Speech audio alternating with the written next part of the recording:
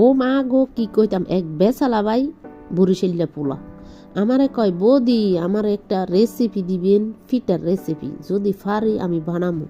আমার মন চাই এই ধরনের ফিটার রেসিপি করে খাইতাম, যদি সময় হয় বৌদি বানামো। এই দুর্গত্য ফরানে কত মন চায় এই পিঠাগুলো দেশে থাকতে মায় বানাইতো, বউ বানাইতো, এখন মন চায় জিনিস আছে কিন্তু বানাইতে পারি না। আমার সহজ পদ্ধতিতে এই রেসিপি দেখাই দিবেন।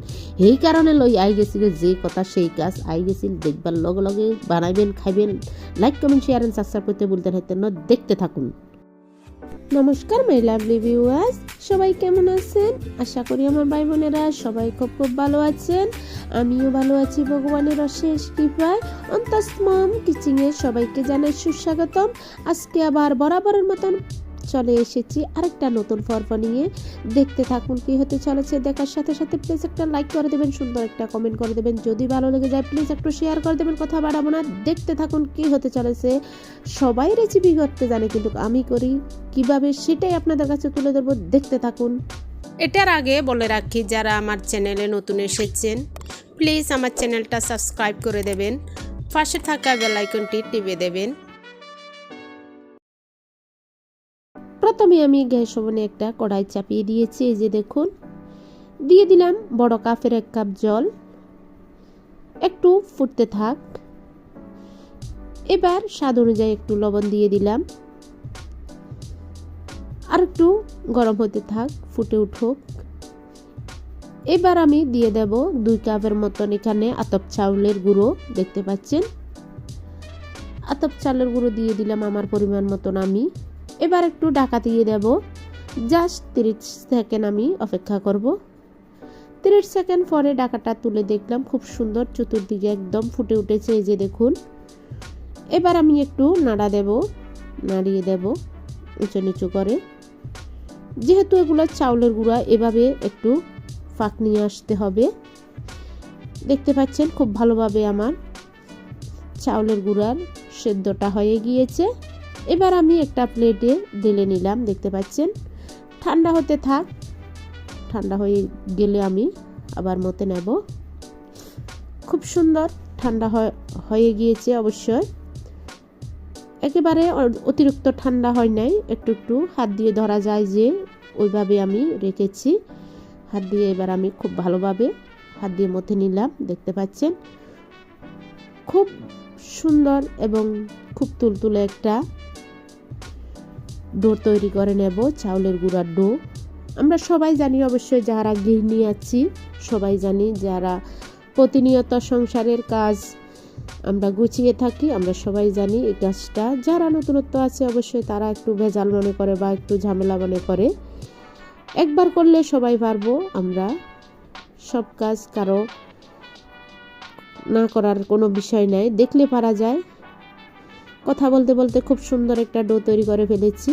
এই যে দেখুন, হাত দিয়ে আমি একটু আঙুল দিয়ে চেপে দেখাচ্ছি কতটা নরম হয়েছে। এবার আমি এই ডো থেকে 2টা বড় সাইজের লিচি কেটে নিলাম, দেখতে পাচ্ছেন। যেরকম রুটি বেলে সেরকম বড় সাইজের একটা রুটি বেলে নেব। কোথায় আর কাজের সমান, বড় সাইজের বরাবরের মতন একটা রুটি বেলে নিচ্ছি। এই যে দেখুন, খুব সুন্দর আসলে ডোটা তৈরি হয়েছে।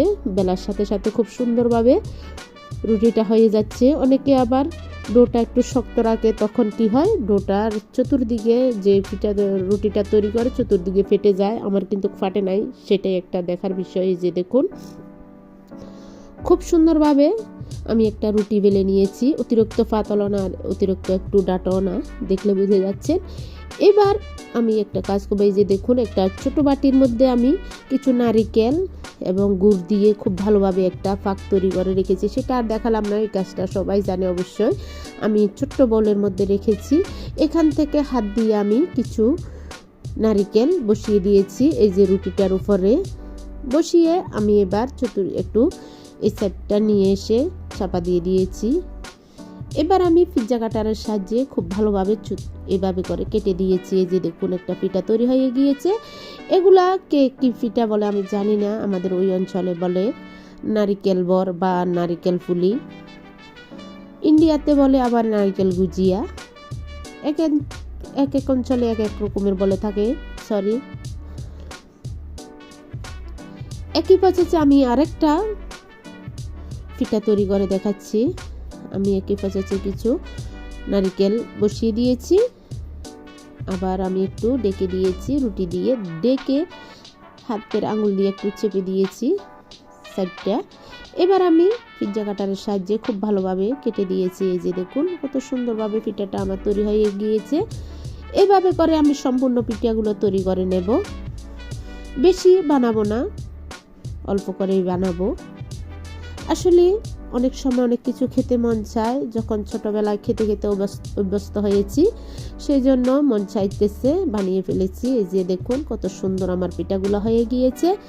এই পর্যায়ে সরাসরি চলে যাব আমি চুলাতে আমি ফ্রাই প্যান চাপিয়ে দিয়েছি, দিয়ে দিলাম তেল। দেখতে পাচ্ছেন তেলগুলো আমার পরিমাণ মতন গরম হয়ে গিয়েছে। অতিরিক্ত দাও দাও করে আগুন দিয়ে তেলগুলো অনেকটা যখন গরম হয়ে যাবে, পিঠা দেওয়ার সাথে সাথে উপরটা জ্বলে যাবে, সেই জন্য আমি পরিমাণ মতন বললাম।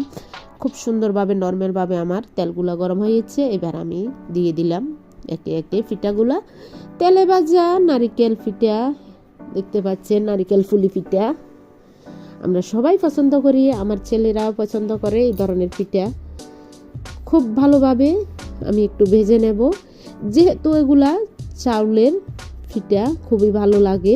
অনেকে আবার ময়দা দিয়ে তৈরি করে, সিদ্ধ ময়দা করে, সিদ্ধ করে এইভাবে একই প্রসেসে ময়দাগুলা এভাবে করে সিদ্ধ করে এভাবে বানিয়ে থাকে। আমি চাউলের গুঁড়া দিয়ে তৈরি করলাম, অনেকটা মজা এই চাউলের গুঁড়া দিয়ে করলে এই পিঠাগুলা, আমরা সবাই জানি। কথা বলতে বলতে পিঠাগুলো আমার ভাজা হয়ে গিয়েছে, আমি এবার একদম ভালোভাবে তুলে ফেলেছি। আমার পিঠাগুলো তৈরি হয়ে গিয়েছে। এবার খাবো গরম গরম চায়ের সাথে, জমে যাবে সন্ধ্যাবেলায় বা সকালবেলায়। আসলে নতুন আত্মীয় স্বজন আসলেও তখন আমার মা এরকমভাবে পিঠা বানাতো। তখনকার সময় সবাই এই ধরনের পিঠাগুলোই বানাইতো। এখন তো নিত্য নতুন কত রকমের নাস্তা তৈরি করা হয়।